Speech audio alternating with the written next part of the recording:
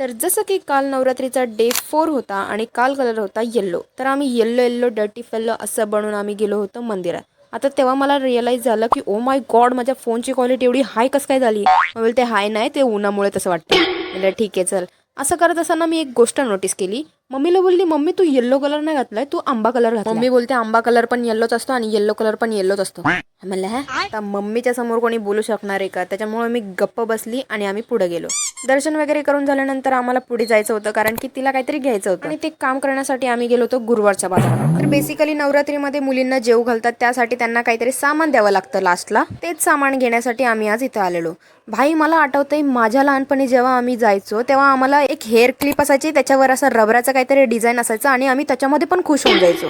आणि आत्ताच्या मुलींना बघा, बाई बाई बाई एवढी भारी भारी डिझाईनचे घेतले तरी पण ते लोक आम्ही घेतलं. आणि नंतर मी गेली हॉस्पिटलमध्ये, कारण की मम्मीला एक काम करायचं होतं, त्याच्यामुळे मम्मी तिथे थांबली होती. मम्मी बोलली थांब जरा 5 मिनिटं, मी गोळ्या घेऊन येते. आणि बाई गोळ्या घ्यायला गेली होती का गोळ्या बनवायला गेलेली मला काही समजलंच नाही. अर्धा तास झाला तरी पण मम्मी आली नव्हती.